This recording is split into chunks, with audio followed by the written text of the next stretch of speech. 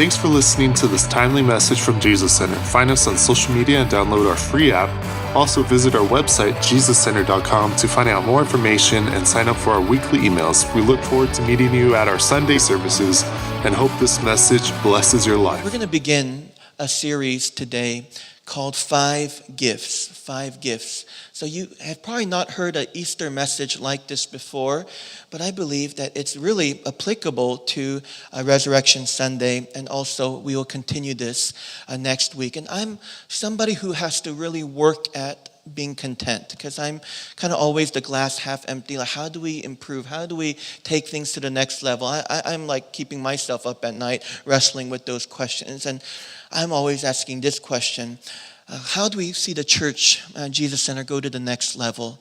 And I believe that one of the keys is tapping into the five gifts and really getting revelation and understanding and applying this message of the five gifts. Okay, so this applies to everybody here in this room, because whoever you are, wherever you are, whatever your belief system is, wherever you are at in your spiritual journey, God has given you gifts that is for you to steward. And I pray that you would use those gifts to really make a difference in this world and bring heaven to earth. Ephesians chapter 4, verse 7 to 8, it'll be up on the screen. And by the way, if you want to take notes on your phone, we have a Jesus Center app, and you can go ahead and click that first button, and you can take notes there on your phone and email it to yourself if you're somebody who is tech savvy and you like doing that kind of stuff. Okay, verse 7 of Ephesians chapter 4. But to each one of us, so it's not just a few special people, but to each one of us, grace has been given as Christ apportioned it. That is why it says, when he ascended on high. So we're celebrating the ascension. We call it the resurrection of Jesus. He took many captives and gave gifts to his people. What I want to focus on is that when he ascended, he gave gifts to his people. And when you keep reading in that chapter of the book of Ephesians, which was penned by the Apostle Paul, or St. Paul of Tarsus, verse 11 talks about the five gifts. And again, this applies to every single one of us in this room. There are the apostolic gifts, there are the prophetic gifts, there are the evangelistic gifts, there are the pastoral gifts, and then there are teaching gifts. Now you may be wondering, what in the world does this have to do with Easter? Can you just talk about how Jesus rose from the dead, and how that's awesome, and the Easter bunny sucks, and can you just give like the traditional Easter message that we hear at church? What does five gifts have to do with Resurrection Sunday? Well, when Jesus ascended, we call that the resurrection. He passed the baton to all of us. He passed the baton to all of us. So remember, Jesus, he didn't want to be the only one who brings healing, hope, truth, and God's love to planet Earth. He passed the baton to us so that we too would be a channel of healing, a channel of hope and truth and love as well in our world. So Jesus, he didn't want to be the only one who walked in such oneness with God. And he did, so much so that everywhere Jesus went, he revealed God to everyone. But he's inviting all of humanity into that kind of dynamic relationship with God that would overflow to the world around him. And that's what Jesus modeled, and he's inviting all of us to walk in that as well. In fact, the early Christians taught, and this is from 1 John chapter 4, verse 17, is that as Jesus is, so are we in this world. As Jesus is, so are we in this world. So he passed the baton to us, and we're supposed to continue his mission and pursue his vision, if you will. So everywhere Jesus went, he was about making earth look more like heaven. So that is what we're called to do as well. Now, maybe you're somebody who just kind of comes to church on Easter and Christmas, where we're so delighted that you're here. But we can then assume that the whole point of this Christian thing is that Jesus was all about taking people to heaven when we die. And that's what this is all about. Now, that's part of it. But Jesus was very much about bringing heaven to earth, not just taking us up to heaven when we die. And some of us think, the point of this whole Christianity or this Jesus religion is that, hopefully we pray this prayer to God. And then if we pray that prayer before we die, then these angels will escort us into heaven when we die. And we escape this place called hell. And then, some younger people may think, okay, so I'll just do whatever I want now. And right before I die, I'll just pray this prayer, to get my fire insurance. And but living for Jesus and this Christian thing is completely irrelevant. It doesn't apply to me. It doesn't upgrade my life at all right now. I'll do that prayer thing just to be safe because Grandma told me I should. So I'll do it. But again, I don't need to live as a follower of Jesus now. I don't really need to follow the Christian faith now. It's just all about one day getting to heaven and escaping hell. But the message of Jesus was not just about an afterlife, but it was about how we can and should enjoy heaven in the now, how we can live in a heavenly, in a blessed state in the now, and how we can be delivered or set free of these hellish thoughts and feelings and habits that are destroying our souls, destroying our families, and destroying our world, and how we can be set free of those things now. And so, Jesus, he passed that baton to us. He was about establishing God's kingdom on earth, which is making earth look more like heaven. That's what he was about. And then he passes the baton to us and says, now it's your turn. You establish the kingdom of God on earth. So how in the world are we going to do that? Well, God deposited these 5 gifts into his people, and they are tools. They are gifts from heaven that we are to use to continue to make earth look more like heaven, so more people can come into a blessed experience on even this side of eternity. Now, these are tools. These 5 gifts are 5 tools. Now, you can take a hammer and build a house, a beautiful house. There's some beautiful houses here in the South Bay. I was in Newport Beach because my cousin had this timeshare and he asked us to stay there, so I decided to help him out. And there are all these beautiful homes there, probably built with some hammers, but these hammers are tools that can build a house, but it can also wreck a house. I think about a knife in the hands of a gifted surgeon.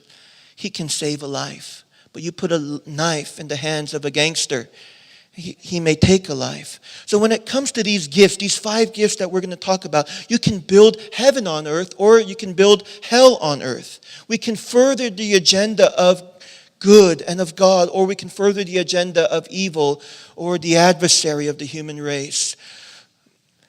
And so these gifts, though, they're deposited in seed form, and it becomes part of our wiring. I believe that we all have one primary gift and probably a few secondary gifts. So you may be strong in 3 or 4 of these gifts, but you probably have 1 or 2 primary gifts. So again, this message applies to all of us. Whatever your belief system is, wherever you are in your spiritual journey, all these gifts or these graces come from God, and they've been deposited inside all of us, and it's become part of our wiring. So when we talk about these 5 gifts, you don't have to work too hard to become one. If you're working too hard to become one of these things, you're not one of those things. That's not your gift. If you're working a little bit too hard at it, again, these things are woven into the fabric of our personality.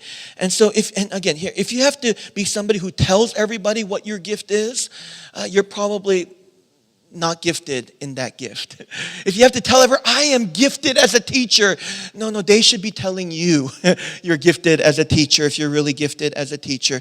And when we talk about these 5 gifts, they aren't titles. I'm not saying that you should all print the business card after this message and saying, I'm Apostle Jonathan, I am Pastor Rebecca. No, these are functions. These are ways that we should operate and we should serve. And this is really you just being you. Okay? And so these gifts, they're not your identity. I think some of us, we have a bad taste in our mouths when it comes to when anyone teaches on the 5-fold gifts, because you've met people who they found so much of their identity in those gifts. If you're looking for an identity, your identity is the beloved of God. But these gifts are our responsibility. They're our responsibility, things that God has invested in us. So here are the descriptions of the 5 gifts. Number 1, there's the apostolic or the pioneering dreamer. So these are architects, if you will. I'm not talking about literal occupational architects, but they're architects of vision. So they have this big picture vision, and they can recruit, network, and mobilize people for community transformation. Apostolically gifted people are generally those who are pioneers. They like going into new territory. They rather work from scratch. They're more entrepreneurial than managers. And so apostle in the original language means sent one, So this person is sent with a specific message or a mission to accomplish. Perhaps they even have a blueprint from heaven.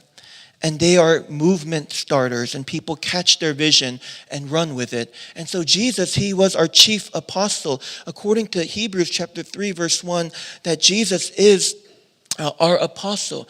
And that's why, we're all joining in on his movement, the movement that he started, and we're trying to build his vision. And so it seems like, though, people with these apostolic gifts have an ability to attract those with the other 4 gifts. And they need the other 4 gifts to help them with their vision, because usually their visions are way too big for them to pull off on their own. Then there's the prophetic. The prophetic, Neil Cole calls them the heart revealers. They are insightful. They are intuitive. They're able to perceive things that supersede or that they're beyond the natural senses. These prophetic type of people can be corrective, perhaps even confrontational, perhaps a little mystical. And when they feel like things are wrong, like wrongs are being done to humanity, or there's infidelity towards God, then they get really worked up about it. So they can have this like fire in their bones, or this chip on their shoulder, if you will. But they can really read people well. And that's what Jesus walked in as well. Jesus was able to read people's hearts and minds, according to John, his Gospel, chapter 2, verse 25. And then also Jesus was really about fighting for justice. So he was not afraid to call out what was wrong and expose it. So that is the more prophetically gifted people. And then there are the evangelistically gifted people. And Neil Cole calls them the storytellers. They are those who have this unquenchable compassion for especially people who don't know God. So if they come to church and then they go use the bathroom and they see like all this colorful language written in the bathroom stalls, like F this, A that, B that, then they get really excited. Like, oh yes, the people who need to be here are here. I remember I gave this message and I was saying, man, hey church, we have to be more outwardly focused. We have to have compassion for those who aren't here. Let's not get so ingrown.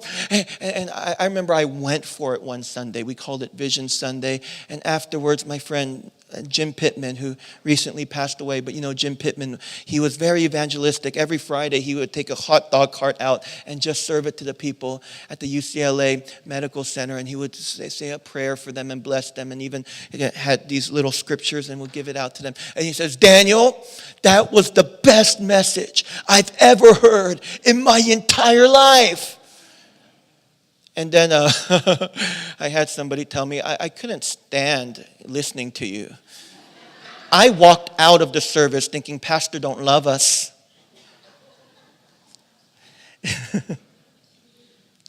We're all gifted differently, but the evangelists, man, they like meeting new people. They like connecting with people that they don't know, more than caring for people that they do know.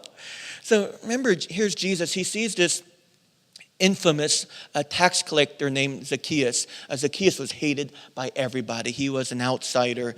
He was a reject. He was greatly despised. And Jesus sees Zacchaeus.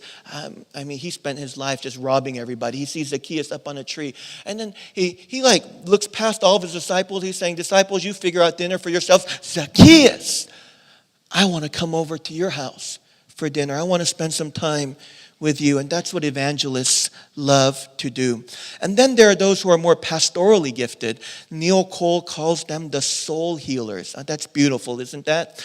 The soul healers. So they care about the spiritual and emotional health of individuals. And they can exhibit a level of patience. So if you're not a very patient person, perhaps you are not very pastoral, but you still need to grow. We need to grow as well-rounded people. And that's why even though you might not be gifted in one area. That's why you need to get around somebody who is, so that their grace can feed your lack. And so we're going to talk more about this in the weeks to come. But anyway, pastoral people, there are probably those who, they just love seeing people grow and develop and thrive. And, they want to just be part of the process. They're like a cheerleader, if you will. They're like this coach. And they probably don't dream of speaking to large crowds. They love smaller groups. A lot of our life group leaders are pastorally gifted people. And that's why their groups thrive. And they love one-on-ones. They want to sit with you and have coffee with you. They want to invite you over for dinner and get to know you. And Jesus was pastoral as well. He had a small group of 12 that he sometimes ditched because he had to be evangelistic. But he really cared for his 12. He was very protective over his 12. And he was very patient with them. But he also rejoiced when he saw them making progress. I wonder if you're a pastoral person here and that's resonating with you. Last but not least, there are the teachers, and Neil Cole calls them the light givers. They are the curious types. They're easily fascinated. They're perhaps very analytical. They enjoy research, and they're so enthusiastic about sharing what they're learning. But they have this unusual ability to take these complex ideas and to simplify them so that it can be understood by even a 7-year-old.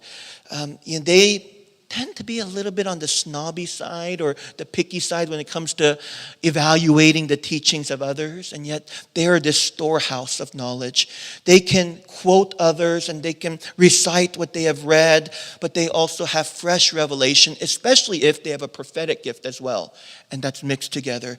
Jesus talked about how there are teachers of the kingdom of God who they go to the storehouse and they bring out new and old treasures. So that means that they have fresh revelation and yet they can recite what they have learned and pass that on as well. But man, Jesus amazed people with his teaching. And when you have a teaching gift, there's just something amazing about when you reveal your gift. Again, you shouldn't be going around telling everybody you're a teacher. They should be coming to tell you. So let's just say you invited 5 friends over for breakfast, and you wanted to serve them coffee and these special donuts that you got from somewhere. Okay? So you invited 5 friends over to your place, and it just happens to be the best donut they've ever had in their entire lives.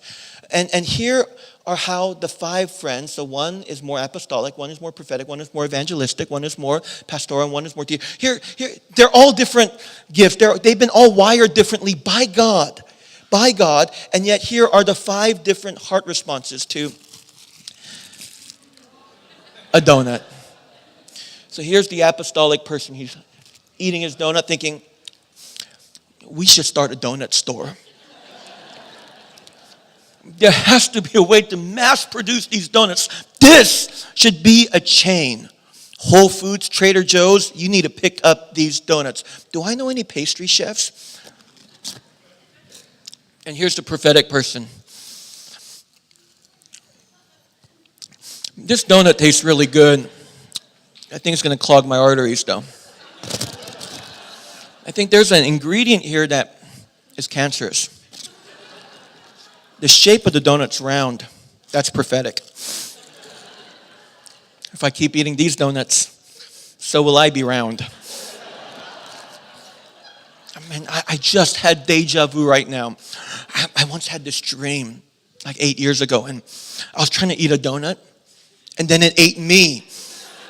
What's their motive anyway for serving me these donuts? Then here's the evangelistic person. I skipped breakfast today, so this helps. I can't wait to tell all my friends about this donut. I'm so excited about this donut. I don't even need to wait to tell my friends. I'm going to tell strangers. Let me go on Yelp right now. Where's my cell phone? Let me go on Yelp right now. And then there's the more pastorally gifted people. I think it's so great. We're making memories. We're bonding over these donuts. We're really becoming a community. Would you be my neighbor?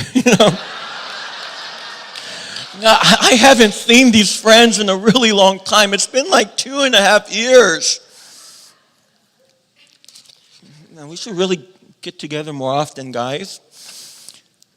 I'm wondering how their marriages are doing. Man, how's their teenager? Oh, I remember 2 years ago, her mom was sick. Did her mom pass, or is her mom still here? Ooh, awkward. I shouldn't ask. Or how can I ask where it's not awkward? So those are more pastoral people. And then here, last but not least, here's the teacher. Where, what are all the ingredients that were used? I can taste it. It's baked. It's baked. And I can recreate this, and I can make this better. Here are 5 words to describe this donut: exquisite, tantalizing, outrageous, scrumptious, delightful. And I keep thinking about the scripture. I'm getting a scripture reference. Taste and see that the Lord is good. 5 different responses to the same donut. Different responses based upon the different gifts that have been bestowed upon the lives of the 5 individuals. So now let's just say they're getting together, and after breakfast, they're going to have a book club. So they all read the first 4 chapters of this book, and so here are the 5 different responses, the 5 personalities. Yeah, thank you. I need some water. Here's the apostolic person. We should start book clubs all over this region. Everyone needs to study this book. In fact, I'm going to invite the author of this book and I'm going to rent out the biggest conference hall that I can find.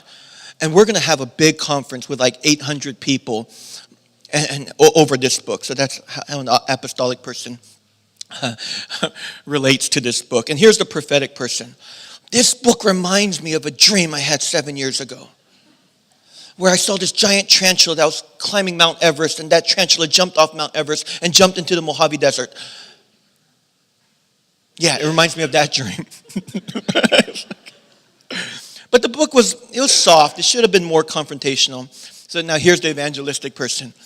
I am so excited about this book. I'm going to go on social media right now and share some quotes. I forgot to quote the author. I'm making it sound like my own material, but who cares? It sounds like me anyway. Hashtag original. But, the message needs to go out. So that's more of an evangelistic person. They're not very careful about quoting. They just are passionate, a little too passionate. But, amazing in their own way. And then there's the pastoral people. As I've been reading this book, I kept thinking about Walter. You know what? I'm going to order him a copy right now on my Amazon app, and I'm going to write a special note in there for him, just for Walter. Dear Walter, I know you're going through a lot right now, but as I was reading this book, my heart just went out to you. And if you need anything, give me a call. Here's a teacher. I don't agree.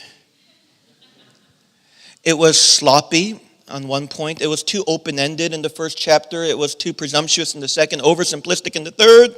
I really don't like this book. I'm going to write my own book and do this topic actual justice, because that book, it was just terrible. It was terrible. So again, same book, but 5 different heart responses based upon the gifting that God has invested in each of the 5 individuals. So let me ask you a question. What do you usually think about before you go to sleep or when you go to prayer? And for some of you, it's like the same thing. It's synonymous. Like when you try to pray, you fall asleep. But and it's okay. Jesus says, "Come to me, and I will give you rest." So you're permitted to do so. But before you go to sleep and when you're going to go to prayer, what usually goes on in your mind? Are you thinking about these new projects to work on? Are you thinking about who to recruit to your team? Are you dreaming of what it would be to see your ministry go to the next level, or you go to the next level in your work? Or are you always dreaming? You may be more apostolic. Perhaps you end the day just on your bed, convicted about certain things you said or attitudes of your heart, and then you're wondering why you felt certain things at certain moments throughout the day, and you're trying to make sense of it, and you may be more prophetic. Or before you go to sleep, or when you're in prayer, are you somebody who just wonders randomly about people who you haven't seen in a really long time? And you just find yourself praying for them, and you're thinking about who to invite over for dinner next. And you look back at your day, and the highlights of your day would be all the times you interacted with these strangers and had a conversation that was somewhat decent. You may be more evangelistic. Or perhaps you're somebody and you just start thinking about certain people and you could feel their pain and you start praying for them, people that are just on your heart. And these are individuals. You don't see crowds, you just see individuals. You may be more pastoral. And maybe you're somebody who, like, before you go to sleep, you're just thinking about metaphors and you're thinking about this informational content and you're digesting the content, you're putting everything into like 3 points, and you may be a teacher. Now, again, these are all really different. So you may be wondering, so Daniel, what's the point of this message? Why are you even sharing this? Well, first of all, I hope we can understand ourselves better. I hope we can appreciate ourselves better. And I hope we can understand and appreciate one another more. Because the temptation is, have you ever heard this? Birds of a feather flock together. Birds of a feather flock together. And we tend to only group together with those who act like us, think like us, are wired like us. And however, we need to grow to appreciate all the gifts that we don't have. And we need to realize that we need each other. And I believe that that's wisdom. So here's my last example. If you're looking for a last example, this is it. How many of these is he going to do? Okay, so let's just take a great university. And every great university has a good president, someone who has a vision for what the school could and should be. But he sees the big picture only, and he appoints those to serve alongside him to help bring the vision to pass. He has this ability to get people excited. He can get some people overwhelmed because he's such a big dreamer, but he would be more of an apostolic person in that school, in that university. Then there's the council, and it's made up of wise, trusted, perceptive individuals, perhaps a CFO, vice presidents, provosts, which are the senior academic administrators. And so they probably push back a lot on the visionary leader or the president. But without their help, the visionary leader couldn't accomplish anything. So the council, they represent more of the prophetic branch, if you will, of the school. And then there's the marketing department. They're those who are just excited about getting the word out about the school, and they're targeting these prospective students. So they're genuinely excited about the school. And so they like going to high schools and meeting high school kids and trying to sell their school. They're the ones who always do the social media to keep their school interesting. They're those who create a promo video for their school. They love giving tours to these prospective students and get them all excited about the school. They are those who are more evangelistic. And then there's a student council, servant leaders who are from the student body and who really know the pulse of the student body. They're trying to hear the needs of the student body, and they're bringing it up to upper management or the leadership, and they're more of the pastoral team. They really have a heart for the student body. And then there are the professors. They're those who are committed to creating these quality courses that would equip the students for success. And now if you've been to college or even if you've been to high school, we know that there's some teachers that are more pastoral, where they like really connecting with the students. And there are others who they don't have time for students because they're constantly researching and they're doing their next book project maybe. And these are those who are gifted in the areas of teaching. Now, for a university to be successful, you need all 5 gifts. And if it takes all 5 gifts to create a successful, thriving university, how about for a church? How about for a church? But I have found that churches tend to build around and be made up of just one type of gift instead of embracing and celebrating the full fivefold. So there are some churches that only have pastoral people because they believe that church should really care for one another and be a community. So I'm not going to that big church. They don't know who I am. They don't really care about people. I'm going to this church where everyone has that same conviction that I do. And by the way, if there's something that you think everybody else should be doing, that's probably what you should be doing. And so here's this church made up of all pastoral people. They never get new people. They become very, very ingrown, but they care for each other very, very, very well. I mean, their birthdays have like 60 people at it every time. And I mean, they're just a really tight-knit group, but too tight that nobody could squeeze in. And then there are some churches that are just a school of prophets. So they're maybe the more eccentric churches. That would weird out maybe 80% of the human race, And yet they appeal to maybe 20%, maybe 15, maybe 10, maybe 5. But there's some people, they just can't get enough of it. They go to a church like that and it resonates with them. Oh yeah, weirdos just like me. Like, oh man, this is awesome. I'm in heaven. Because it connects with them and they connect to it. Then there are some churches that they're all evangelistic, where they just want to go out and reach a lot of people, but they don't really take anybody deeper in their relationship with God. They grow big, they grow fast, they have a big front door, they're very wide, but they don't go deep. And people in the church aren't really maturing, they just get excited to invite their friends. And then there are some churches that are just all teachers. They just want Bible study day and night.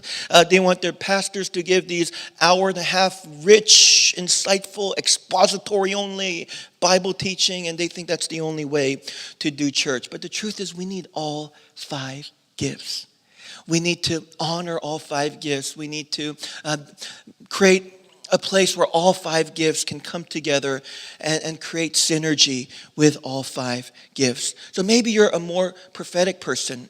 Now, I've noticed that a lot of prophetic people, unless they have this hybrid gift of a prophetic teacher, but a lot of prophetic people don't really appreciate Bible teachers. But that's what's good for you. That's what keeps you grounded. I remember, at a previous church that I was part of, we would have these prophetic people come in occasionally. Man, when a prophetic person is there, the place is jam-packed. 400 people there, all wearing bright colors, hoping the prophet would spot them out and give them a word. I remember watching some people, me, I'm back here, give me a word. By the way, if I was doing that now, maybe some people in the foyer would start walking in, if I started giving prophetic words to everybody. But I remember some people get so excited. Oh yeah, there's a prophet in the house, and he's going to tell me all these wonderful things about my life and about my future. Yeah, I totally resonate with that. That's awesome. I feel God in it. I experience God in it. And then the next week, the Bible teacher would come up to the pulpit, and the place is like, 2/3 empty. And I'm thinking to myself, man, the rest of you who are just chasing these prophetic people, you need a good Bible teacher to get you more grounded and established. You may not like them. They may not be your cup of tea, but you need that medicine. Because the idea is that we become well-rounded. The purpose of these gifts is that we can grow up spiritually, not grow lopsided. But the temptation is that we only gravitate to the people who are gifted in ways that we are gifted.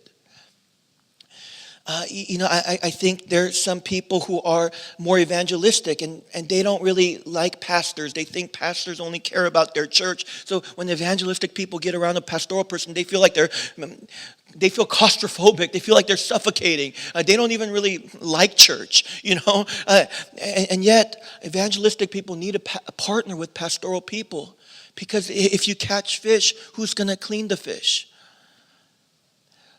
And then there are some people who are just like teachers. They just like Bible teaching. But if they don't partner with somebody who's more evangelistic, and they teach an older congregation, then, in about 50 years, they'll have nobody to teach. Because you need somebody with an evangelistic gift to continue to bring people in. And if you're a more apostolic person, all you see is the promised land. And, you're unique if you're an apostolic person, because I believe that apostolic people have a unique ability to, again, attract people of all the gifts. And that's why if you ever see a church that you're like, man, there's pastoral people, evangelists, prophetic, there's all this in one church. Why? Because there's probably an apostolic leader in that church who has a vision big enough to contain all of that. And yet an apostolic person's worst enemy may be a prophetic person, because they just seem so negative. They're trying to hold me back. I don't have time to worry about the roadblocks. I just see the promised land. Get out of my way. And yet we all need each other. So I'm sure you're recognizing by now that people of different gifts, we will all get on each other's nerves. We will have a hard time understanding each other, and sometimes we write off what we do not understand. And yet we all need each other, because here are the reasons God gave 5 gifts. Number 1, to equip us to better serve our world. That's Ephesians chapter 4, verse 12. He equips us to be able to be a service to our generation. Number 2, so that we can grow into spiritual maturity, that we can grow spiritually developed as Jesus is. And so also number 3, that we can be more established and less unstable.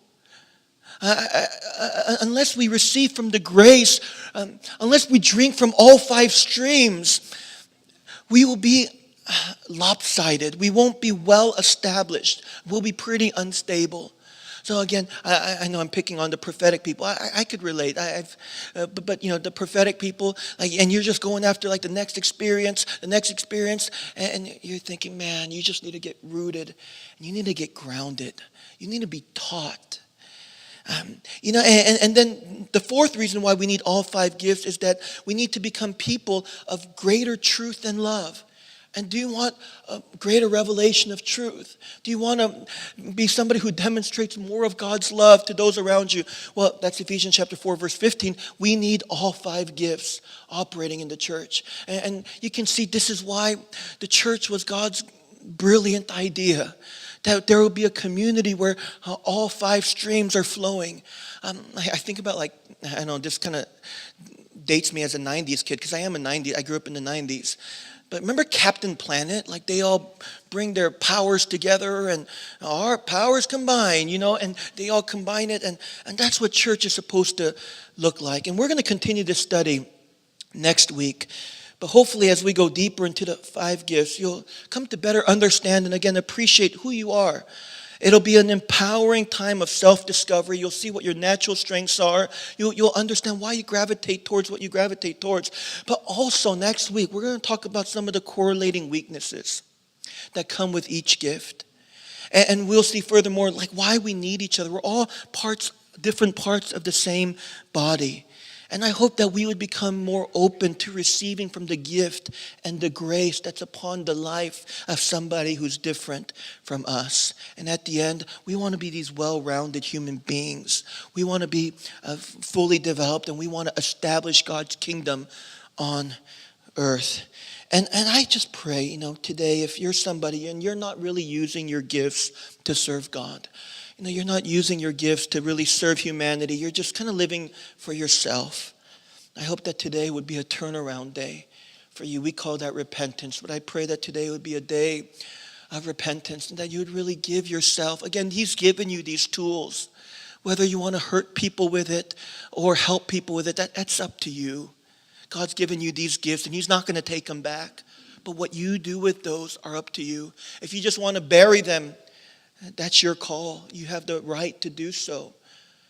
But I pray that if you're somebody who's not actively engaging and serving your gifts to make earth look more like heaven, to establish God's kingdom here on this earth, that you would get activated in that. That you would that desire to serve God would resurrect in you.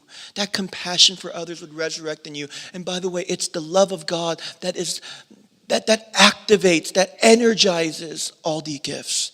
And the gifts work best when it's motivated not by ego, but motivated by the love of God. And I pray that love of God, that compassion for people, for humanity would be awakened inside of you on this Resurrection Sunday. So here are 4 action steps I just want to leave you with.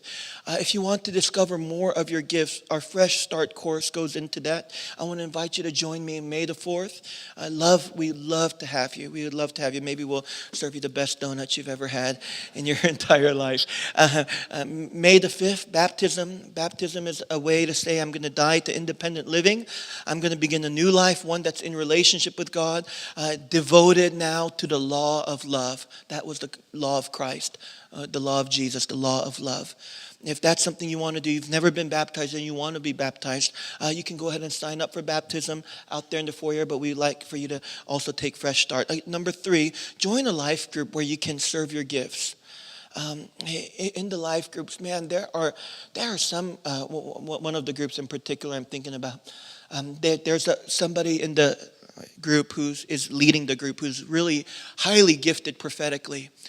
And now everybody in the group even those who have never ever experienced anything prophetic in nature, now they're prophesying with the best of them because they receive from the grace that's on somebody else in the group.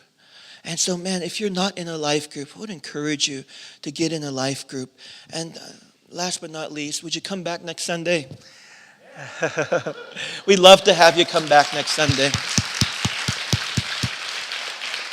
because we're going to continue in this series. And man, I'm praying about it. If you feel like, man, this is something for our church, could you please write me and say, Daniel, I think we should do an extended series on the 5 gifts. Then I'll really consider it and pray about it, because it'll be cool to even be talking about this on Sundays and practicing the 5 gifts in our life groups. But I know I'm scheduled to go back into teaching verse by verse in the book of Acts. But I'm open. We're flexible people. But if you're here and you're part of the church and you feel like, man, Daniel, I think you should hit it a little bit harder, feel free to write me or let me know. But let's stand. Thanks for listening to this timely message from Jesus Center. Find us on social media and download our free app. Also visit our website, jesuscenter.com, to find out more information and sign up for our weekly emails. And hope this message blesses your life.